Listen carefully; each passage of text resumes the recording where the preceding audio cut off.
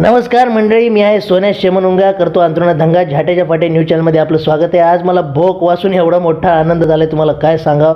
कारण की आज आपल्या संघ अशी व्यक्तिमत्व आहे ज्यांनी आपला एक मराठी चित्रपट एक गाडी बाकी आणाडीची संकल्पना चोरी करून एक गाडी बनवलेली आहे जी आपोआप चलती म्हणे, आणि त्यातून त्यांनी चित्कार पैसा कमवला. फक्त दुःख मला या गोष्टीचं होते की त्यांनी लक्षाभाऊला क्रेडिट नाही दिलं, कारण की त्यांचीच आयडिया होती विदाऊट ड्रायव्हर गाडी चालण्याची.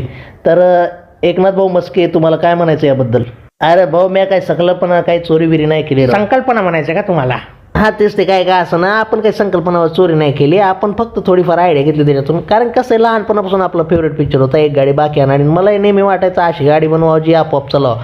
पण कसं आहे, त्या पिक्चरमध्ये त्याचे पप्पा मरतात आणि त्याची आत्मा ती गाडी चालवत असते. पण आपले तर पप्पा जिवंत आहेत, म्हातारा जिवंत आहे. आता आपण किती प्रयत्न केलं तरी काय झालं नाही. तर मी मला जाऊ द्या, डोकं चालवूनच काहीतरी करावं लागेल. काय मस्की भाऊ, एकदम कॉमेडी येत राहा तुम्ही. लहानपणापासूनच रे बाबा, पण कधी घमंड नाही केला या गोष्टी. माझा तर विचार आधी स्टँडअप कॉमेडियन बनण्याचा होता, पण नंतर विचार केला की घरात भाकरी नाही येणार, त्यामुळे गाड्या बिड्या नीट करण्याचं आणि गाड्या तयार करण्याचंच काम सुरू केलं आपण. बरं मस्के साहेब, तुमच्या संघर्षमय जीवनाबद्दल आम्हाला थोडंफार सांगताल का? तुला काय सांगावं सुन्या, आता लहानपणी जेव्हा मी लहान होतो ना, जिंदगी अक्षरशः झंड झाली होती बघ माझी. एकदम हालाकीची परिस्थिती होती आमची, आणि एकच खोली होती आम्हाला राहायला. आणि त्या खोलीमध्ये एक माझा चुलत बाप, माझी माय आणि माझे 5 भाऊ बहीण राहायचे. तर आता पप्पाला काय काम नव्हतं तेव्हा, त्यामुळे घर बसल्या बसल्या बोर व्हायचे. तर मग ते वर्क फ्रॉम होम करता करता त्यांना 6 लेकर जन्माला घातलेत बाबा आता.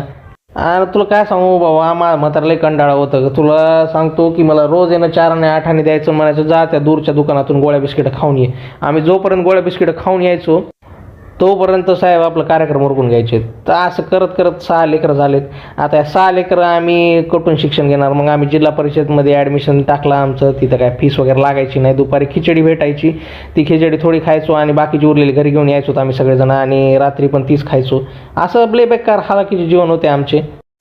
बरं मस्के भाऊ, मी असं ऐकलं की शाळेमध्ये असताना तुम्हाला एक मुलगी आवडायची, पण ती तुमच्या फिलिंगवर पार बदा हाकून गेली म्हणे. आता काय सांगावं सोन्या, तुला आपली पण एक लव्ह स्टोरी होती. आपल्याला पण एक संगी नावाची पोरगी आवडायची, आपण तिच्यावर लय जाम प्रेम करायचो, लय जीव लावला होता रे सोन्या तिच्यावर. म्हणजे आपली जान होती, जीव वाळून टाकला अक्षरशः तिच्यावर. तिच्यासाठी खूप काय केलं आपण. ती फक्त म्हणायचं आणि आपण काम करून टाकायचं, असं झालं होतं बघ ते. त्याला मी रोज बोरं तोडून आणून द्यायचो, कैऱ्या तोडून आणून द्यायचो. ती मस्त खायची नटमोगरी. तिला मी द्यायचो आंबे आणि ती तिचे आंबे दुसऱ्याला दिले तर मला कसं वाटणार बरं? एकदा मी तिला रमतादासोबत रंगे हात ऊसाच्या शेतात पकडलं बघ. तुला काय सांगू, तिला रंगे हात पकडल्यावर म्हणते की मी फक्त ऊस खायला आले होते, पण तिच्या हातात तर मला दुसराच ऊस दिसला होता. तर मग मला लई वाईट वाटलं. तर मग मी तिला एक शेर मारला तिथं. तिला म्हणलं, मी ना पाहिजे मला कोको कोला, ना पाहिजे मला कोक, ना पाहिजे मला कोको कोला, ना पाहिजे मला कोक, तात्याचाच ऊस खात बस तुझ्या आईचं भोक. मग त्यानंतर लगेच आपण UPSC MPSCच्या तयारीत लागलो, आणि कानात हेडफोनमध्ये फक्त एकच गाणं असायचं, ठुकरा की मेरा प्यार इंतकाम देखेगी. पण पहिलाच ते सिलेबस पाहूनच UPSCचा माझी डांग फाटून गेली. मग नंतर मी गॅरेजवर कामाला लागलो, आणि नंतर गाडी बिडी बनवायचा विचार केला. आणि मग नंतर काय, आता तिचे फोन येतात आपल्याला पेपरमध्ये नाव वाचल्यावर, म्हणा मला तुझ्याकडे यायचं आहे. मी म्हटलं तुझी आहे घाल तुझी. तर ही होती आपल्या एकनाथ भाऊ मस्केची संघर्षमय कहाणी. माझ्या डोळ्यातून पाणी आलं, आणि ऊसाची स्टोरी ऐकून तर दुसरीकडूनच पाणी आलं. तर चला तर मग भेटूया पुढच्या इंटरव्ह्यूमध्ये. तर पाहत राहा झाटाच्या फाट्या कार्यक्रम, नौटंकी शाला चॅनल.